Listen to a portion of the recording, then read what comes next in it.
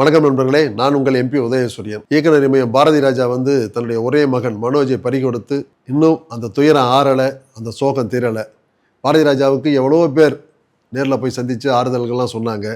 ஆனால் கங்கை அமரன் சொன்ன ஒரு ஆறுதல் இருக்குல்ல, அந்த வீடியோ தான் இப்போ சோஷியல் மீடியாவில் வைரலாக போயிட்டு இருக்கு. அந்த வீடியோ பார்க்குற எல்லாருமே நிஜமாவே கண் கலங்கிட்டாங்க. ஏன்னா வாழ்க்கையில் நம்ம கோடிக்கணக்கில் சம்பாதிக்கலாம், லட்சக்கணக்கில் சம்பாதிக்கலாம். ஆனால் மனித மனங்களை, மனித உறவுகளை, நமக்கு ஒரு கண்ணீர்னா அதை துடைக்கிறதுக்கு கூட விரல்களை சம்பாதிக்கிறவன் தான் கோடீஸ்வரன் சொல்லுவாங்க. அப்படிப்பட்ட அற்புதமான உறவுகளை, நட்புகளை பாரதி ராஜா சம்பாதிச்சிருக்காருன்றதுக்கு உதாரணம் தான் கங்கை அமரன். அப்படியே சோர்ந்து போய் அந்த புத்திர சோகத்தில் துவண்டு போய் பாரதி ராஜா உட்காந்துருக்காரு. கங்கை அமரன் போறாரு. சடங்காவோ சம்பிரதாயமோ அவர் கைப்பிடிச்சோ ஆறுதல்கள்லாம் சொல்லாமல் தன்னை உயர்த்தி விட்ட இயக்குனர் பாரதி ராஜாவுக்கு தங்களையெல்லாம் தம்பிகளாக கருதி ஆரம்ப கட்டத்திலிருந்து, பண்ணைப்புறத்திலிருந்து வந்த காலத்திலிருந்து நம்மளை பராமரித்து பாதுகாத்த பாரதி ராஜாவை அந்த சோகத்திலிருந்து மீட்டெடுத்து அவரை நார்மலாக ஆக்கணுன்றதுக்காக கங்கை அமரன் படுற பாடு அவருடைய கண்களில் தெரியுது. அப்படியே அந்த கண்களில் நீங்கள் வாங்கண்ணா, மீண்டு எழுந்து வாங்கண்ணான்னு சொல்லிட்டு பாரதி ராஜாவை அந்த ஏக்கத்துலேயும் தவிதவிப்புலையும் அவரை அப்படி ஆறுதல் பண்ணி கொண்டு வரதை பார்க்குறப்போ எல்லாரும் நெகிழ்றாங்க. அதுவும் வெறும் வார்த்தைகளால் இல்லை, பாரதி ராஜான்ற மகத்தான கலைஞனுக்கு பிடித்த பாடல்கள், அந்த சம்பவங்களை அந்த ஆரம்ப கட்டத்தில் அவர் வெற்றி கொடி நாட்டினார்ல, அந்த 16 வயதிலே தன்னுடைய முதல் படம் அந்த செந்தூர பூவே, அது எப்படி எழுதுன பார்த்தீங்களா அப்படின்னு சொல்லிட்டு அந்த சம்பவத்தை அந்த அவருடைய அழகான குரலில் அவர் பாடுறாரு. பாரதி ராஜா மெல்லம் அதை ரசித்து அப்படி தலை தூக்குறாரு. அதுக்கு பிறகு அவர் பாடின பாட்டு சிறு பொன்மணி அசையும் அந்த பாடல். அந்த பாட்டில் என்ன ஸ்பெஷல்னா, கல்லுக்குள் ஈரம் என்ற படத்தில் பாரதி ராஜா இயக்குன படம், அவர் தான் அதில் ஹீரோ. அவர் ஹீரோவாக நடித்த படத்துலேருந்து அந்த பாடல்களை சொல்கிறாரு. பாரதி ராஜா தன்னை மறந்து அப்படி அந்த கை தூக்கி அப்படி சிலாகிச்சு அதை கேட்குறாரு. அந்த பாட்டு எப்படி இருந்தது. அதுக்கு பிறகு பார்த்தீங்களா, எண்ணத்தில் ஏதோ சில்லுன்றது அப்படின்னு அடுத்த ஒரு பாட்டு சொல்கிறாரு. அவர் அப்படியே அந்த பழைய நினைவுகளை பாரதி ராஜா அப்படியே மூழ்கிறாரு. ஏற்கனவே இந்த சோகம் துயரத்திலிருந்து வேறுபட்டு இந்த கங்கை அமரன் கிளப்புற அந்த நினைவலைகளுக்குள்ளே அவர் மெல்ல மெல்ல அப்படி உள்ளே வர்றதை பார்க்குறப்பயே நமக்கு ரொம்ப நெகிழ்ச்சியாக இருந்தது. கங்கை அமரனுடைய கண்கள்லேயும் அந்த பரிதவிப்பு அப்படியே தெரியுது, நீங்கள் அப்படியே வந்துருங்கண்ணா அப்படின்ட்டு. அந்த மாதிரி அவர் பேசி பேசி பாரதி ராஜா மெல்ல மெல்ல அந்த பழைய நினைவுகளோட அந்த பாசத்தோடு அவர் மீட்டு எடுத்துகிட்டு வந்த அந்த காட்சி சோஷியல் மீடியாவில் வைரலாக போயிட்டு இருக்கு. அதை பாருங்கள், பார்த்து கண்கசியாதவங்க யாருமே இருக்க முடியாது. கல்லுக்குள் ஈரத்தை தொடச்சு கண்களில் நிகழ்ச்சி கங்கையை பொங்க வச்சிருக்காரு அமரன். அது ஒரு பெரிய விஷயம். இந்த வீடியோவை பார்க்குறப்போ 2018 மார்ச்சில் இதேமாரி இன்னொரு வீடியோவும் வைரலாக போயிட்டு இருந்தது.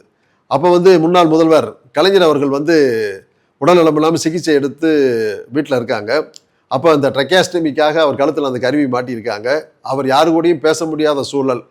பேசி பேசி பேசி பேசி ஒட்டுமொத்த தமிழகத்துக்காக உழைச்ச அந்த தலைவர் பேச முடியாத ஒரு சூழலில் ஓய்வு எடுத்துகிட்டு இருக்காரு. எல்லாரும் அடையாளம் பார்த்துக்கிறாரு, ஆனால் அவரால் பேச முடியல.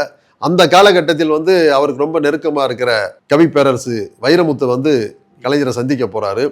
அவர் சந்திக்க போகிறப்ப வழக்கமாக இவங்க பேசி அவர் கேட்டு, அவருக்கு பேசி இவங்க கேட்டு, அப்படி ஒரு உரையாடல், அதிகாலை உரையாடல் நடக்கும்னு வைரமுத்து ரொம்ப பெருமிதமாக என்னுடைய பொழுதை விடிய வைக்கிற உதயசூரியனே கலைஞர் தான் அப்படின்லாம் எழுதியிருக்காரு. அவரை சந்திக்க போகிறப்ப வெறும் பேச்சா இல்லாமல் கலைஞர்னாலே தமிழ் தான், அந்த தமிழுக்கு பிடிச்ச ஒரு கவிதையை எழுதிக்கிட்டு போகிறாரு. போய் அவருக்கு முன்னாடி அந்த பேப்பர்கள் எடுக்கிறாரு. கலைஞர் ஆர்வத்தோடு அதை பார்க்குறப்ப கவிஞர் எடுத்து அந்த பேப்பரை பார்த்து, பிடர் கொண்ட சிங்கமே பேசு, இடர் கொண்ட தமிழ்நாட்டின் இன்னல்கள் தீர்வதற்கும் படர்கின்ற பழைமைவாதம் பசையற்று போவதற்கும் பிடர் கொண்ட சிங்கமே நீ பேசுவாய் வாய் திறந்து அப்படின்னு அந்த கவிதை போகும். அதை படிக்க படிக்க கலைஞருக்குள்ள இருக்கிற தமிழ் உணர்வும் அந்த தமிழ் பாசமும் அந்த கவிதையுடைய ரசனையும் அவர் முகம் அப்படியே பூவா மலருது. அப்படியே பிரகாசமாக பார்க்குறாரு, சிரிக்கிறாரு, வரிகளை ரசித்து அப்படியே சிலாகிக்கிறாரு.